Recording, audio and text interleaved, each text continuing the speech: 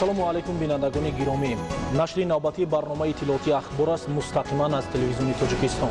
Дар студия Самандар Искандарзода. имрӯз дар кохи Борбад ба истиқболи 25-солагии қабули Конститутсияи Ҷумҳурии Тоҷикистон бо иштироки асосгузори сулҳу ваҳдати миллӣ, пешвои миллат, президенти Ҷумҳурии Тоҷикистон муҳтарам Эмомалӣ Раҳмон ҷамъомади тантанавӣ баргузор гардид. Президенти мамлакат муҳтарам Эмомалӣ Раҳмон Конститутсияи Ҷумҳурии Тоҷикистонро инъикоскунандаи воқеияти даврони истиқлолу озодии ватан, рушди давлат ва пешрафти миллати тамаддунсози тоҷик арзёбӣ карда, мардуми шарафманди кишварро ба муносибати санаи фархунда самимона шодбош гуфтанд. гузориши хабарнигорони мо. 4 ноябр дар кохи Борбад асосгузори сулҳу ваҳдати миллӣ, пешвои миллат, президенти ҷумҳурии Тоҷикистон муҳтарам Эмомалӣ Раҳмон дар маҷлиси тантанавӣ ба ифтихори 25-умин солгарди рӯзи қабули Конститутсияи Ҷумҳурии Тоҷикистон иштирок ва суханронӣ намуданд. ҷамъомади тантанавӣ бо ворид шудани сарвари давлат ба толор ва садо додани суруди миллии Тоҷикистон оғоз ёфт. дар оғози суханронӣ президенти мамлакат муҳтарам Эмомалӣ Раҳмон Конститутсияи Ҷумҳурии Тоҷикистонро инъикоскунандаи воқеияти даврони истиқлолу озодии ватан, рушди давлат ва пешрафти миллати тамаддунсози тоҷик арзёбӣ карда, мардуми шарафманди мамлакатро ба муносибати санаи фархунда самимона шодбош гуфтанд. таъкид гардид ки қабули Конститутсияи Тоҷикистони соҳибистиқлол аз ҷумлаи муҳимтарин рӯйдодҳои таърихи навини халқи тоҷик ва дастоварди бузурги мардуми мамлакат мебошад. ба таъкиди президенти ҷумҳурии Тоҷикистон муҳтарам Эмомалӣ Раҳмон, таҷрибаи қабули Конститутсия дар давлатҳои ҷаҳон аз ҷумла дар Тоҷикистони мо баръало нишон медиҳад, ки он ҳамчун ҳуҷҷати бисёр муҳими сиёсӣ ва санади олии ҳуқуқӣ бо истиқлоли давлатӣ робитаи ногусастанӣ дорад. мутаассифона эълони истиқлол дар мамлакати мо ба давраи ниҳоят мураккаби сиёсӣ ва буҳрони шадиди конститутсионӣ рост омад. президенти мамлакат таъкид намуданд, ки фақат қабули Конститутсия метавонист барои ҳифзи истиқлол аз оташи ҷанги таҳмилии шаҳрвандӣ, берун овардани ҷомеа, барқарор намудани фаъолияти сохторҳои фалажшудаи давлатӣ, таъмин намудани амнияти миллӣ, тартиботи ҷамъиятӣ, ба ватан баргардондани гурезаҳо, инчунин ҷиҳати мустаҳкам кардани заминаҳои сиёсию ҳуқуқӣ, иҷтимоию иқтисодӣ ва фарҳангии давлат шароити мусоиди ҳуқуқиро фароҳам орад. бо дарки чунин масъулияти таърихӣ 6 ноябри соли 1994 сокинони мамлакат дар фазои озод дар райпурсии умумихалқӣ фаъолона иштирок карда, аксари мутлақи онҳо ба ҷонибдории Конститутсия раъйи худро изҳор доштаанд. бо қабули Конститутсия дар инкишофи давлатдории Тоҷикистон марҳилаи нави таърихӣ оғоз гардид ва он моро ба дигаргуниҳои азими сиёсию ҳуқуқӣ, иқтисодию иҷтимоӣ, фарҳангӣ ва созандагию бунёдкорӣ роҳнамоӣ кард, таъкид доштанд пешвои миллат муҳтарам Эмомалӣ Раҳмон. меъёрҳои Конститутсия барои ҳамгироӣ бо ҷомеаи ҷаҳон замина гузоштанд ва Тоҷикистон дар як муддати кӯтоҳ ба узвияти созмонҳои бонуфузи байналмилалӣ пазируфта шуд ва бо 160 давлати дунё муносибатҳои дипломатӣ барқарор кард. дар охири суханронии сарвари давлат муҳтарам Эмомалӣ Раҳмон изҳори боварӣ намуданд, ки Конститутсияи Ҷумҳурии Тоҷикистон бо садсолаҳои дароз барои рушди ҷомеаи Тоҷикистон ва оромию осоиши ҳар як фарди ватан хизмат хоҳад намуд. ҷамъомади тантанавиро ба ифтихори 25-солагии қабули Конститутсияи Ҷумҳурии Тоҷикистон барномаи рангини идонаи консертии устодони санъат ва ҳунармандони мамлакат идома дод.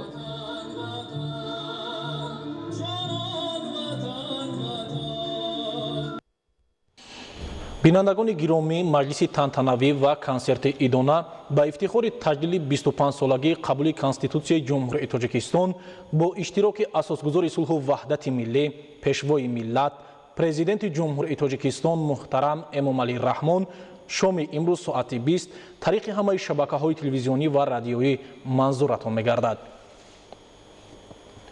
امروز اساسگزار صلح و وحدت ملی پیشوای ملت پرزیدنت جمهوری تاجیکستان محترم امامعلی رحمان جهت انجام سفر رسمی به کنفدراسیای شویتزاریا و جمهوری فرانسه سفر کردند.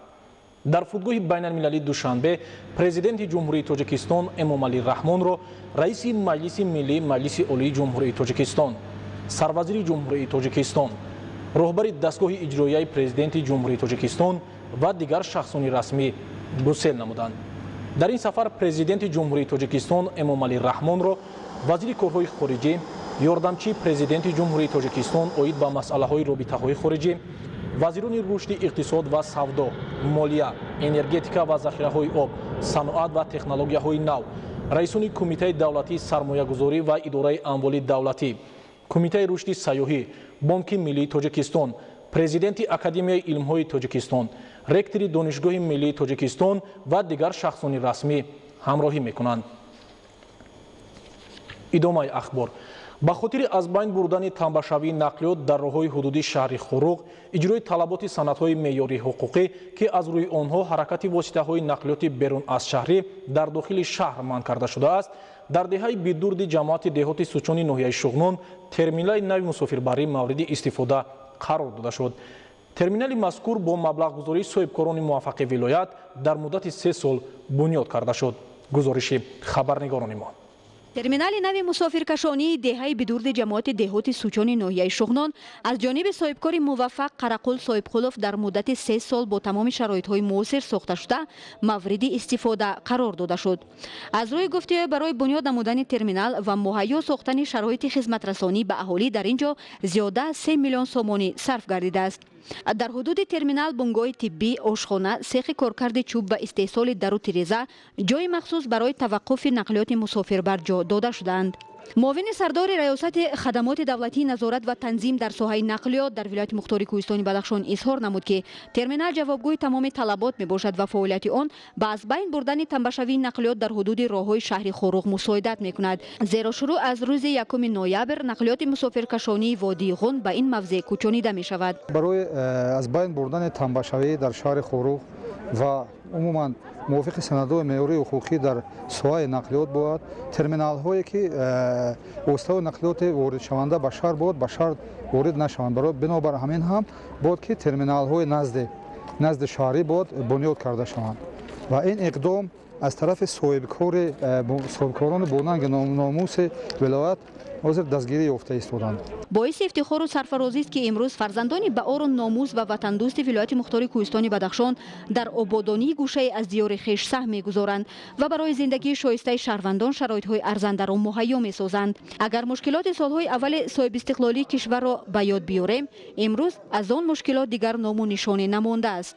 ساکنان ناحیه این اقدام صاحبکار را شایسته تحسین خوانده اظهار می‌دارند که سال از سال از جانب حکومت کشور و مقامات اجرایی حکومت دولتی ولایت همچنین صاحبکاران سخاوت پیشه برای تامین نمودن حیات شایسته ساکنان کشور تدبیرهای عملی راه اندازی می‌گردند. ما ساکنان وادی غون از این اقدام خوشحال هستیم، زیرا مشکلات تامینات اهالی با نقلیات مسافربر از بین می‌رود. تا تجلیل جشن 30مین سالگرد استقلالیت دولتی جمهوری تاجیکستان صاحبکار نیت دارد که در این موضع مهمانخانه، میدانچه ورزشی و حوض ماهی پروری را بنیاد سازد.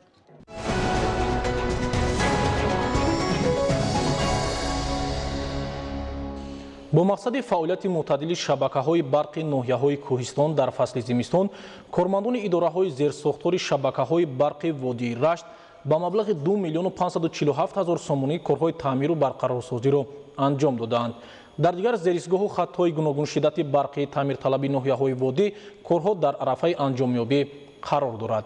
گزارشی دیگولی محمود از ناحیه رشت.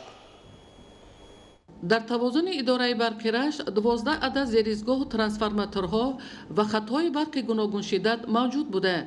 کارمندان ساحه با مقصد آمادگی به دوره تیر ماه زمستان کارهای تعمیر و برقرارسازی را از روی نقشه در حدود ناحیه‌های رشت، تاجیک‌آباد، لخش، نورآباد و سنگوار اجرا نموده ایستادند. کارمندان شبکه‌های برقی رشت کارهای تعمیر اساسی و جاری را در حدود شبکه‌های برقی نورآباد، سنگوار، تاجیک‌آباد، لخش و رشت در حجم 90% زیاده از 90% اجرا نمودند و این کارها عین حال ادامه دارند. از جمله دوام 9 ماه سال جاری کارمندان شبکه‌های برق منطقه به مبلغ 2,547,000 سومانی کارهای تعمیر و برقرارسازی زیرساخت‌ها و ترانسفورماتور و خط‌های برق را انجام دادند. در برابر این از حساب شرکت سهامی هلدینگی برق تاجیک برای پیشگیری از حالت‌های صدمه‌ای در خط‌های برق و زیرساخت‌های عمل کننده در موسم زمستان با تجهیزات ضروری از قبیل ترانسفورماتورهای زمانوی و نقلیات تامین کرده شدند. همزمان در نزد اداره شبکه‌های برقی رشت کارخانه تعمیر ترانسفورماتورها فعالیت داشته تجهیزات تعمیر طلبی آن را کارگران در مهلت کوتاه از نو پورا برقرار می‌کنند. در زیرساخت‌های مرکزی شهرک غرب متخصصان شبکه‌های برق به طور شبانه روزی استفاده عاقلانه نیروی برق را نظارت می‌کنند تا در تامین برق تشکیلات کارخانه‌ها و اهالی ناحیه‌های منطقه رشت یگان مشکلی ایجاد نشود. با مقصد کم نمودن تلفات نیروی برق در دایره نقشه چاره‌بینی‌ها بنیاد 3 عدد نقطه ترانسفورماتوری 10/04 عوض نمودن ترانسفورماتورهای سربار به 5 عدد ترانسفورماتورهای اقتدارشان بلند عوض نمودن ناقل‌های پولادی و ناقل‌های آلومینی در خط‌های هوایی برق گوناگون شدت و دیگر کارهای تحریزی شده انجام داده شد تا در فصل زمستان تامین اهالی و دیگر تشکیلات و اداره‌ها با نیروی برق در سطح ضروری برآمده شود. ایدیگول محمود دودرجانی میرزازاده برای برنامه اخبار از منطقه رشت. رشد соҳаи маориф ҳамеша дар мадди назари ҳукумати ҷумҳурии тоҷикистон қарор дорад. бунёди мактабҳои нав имконият фароҳам месозад ки сифати таълиму тарбия беҳтар бароҳ монда шавад. ҳикматулло ҳусейнзода аз ноҳияи ховалинг гузориш медиҳад. ҳукумати ҷумҳурии тоҷикистон ҷиҳати рушди соҳаи маориф ва беҳтар намудани сифати таълиму тарбия тадбирҳои муҳимро амалӣ менамоянд. зеро маориф дар ҷумҳурӣ яке аз соҳаҳои асосӣ маҳсуб ёфта шароити ҳозира тақозо менамояд ки фаъолияти муассисаҳои таълимӣ ба меъёрҳои рӯз мутобиқ гардонида шавад. ин гуфтаҳоро дар муассисаҳои таҳсилоти миёнаи умумии ноҳияи ховалинг эҳсос кардан мумкин аст. бунёд кардани мактабҳои нав агар аз як ҷониб сифати таълиму тарбияро марҳила ба марҳила баланд бардорад, аз ҷониби дигар масъулияти омӯзгоронро бештар менамояд. дар давоми 3 соли охир дар ноҳия 5 мактаби наву замонавӣ ва 10 синфхонаҳои иловагӣ мавриди истифода қарор гирифтанд. дар самти зимистонгузаронӣ бошад дар 50 муассисаи таълимӣ 1348 кӯбҳизом 108 тонн ангишт захира карда шуда дар муассисаҳои шабандӣ пурра ба анҷом расид. омӯзгорон аз дастгириҳои давлати ҳукумати ҷумҳурии тоҷикистон ҷиҳати рушди соҳаи маориф изҳори қаноатмандӣ менамоянд. мо аз дастгириҳои пешвои миллат президенти кишварамон муҳтарами эмомалӣ раҳмон бисёр миннатдор ҳастем ки имрӯз ба мо чунин мактабҳои нави замонавиро сохта ба истифода доданд.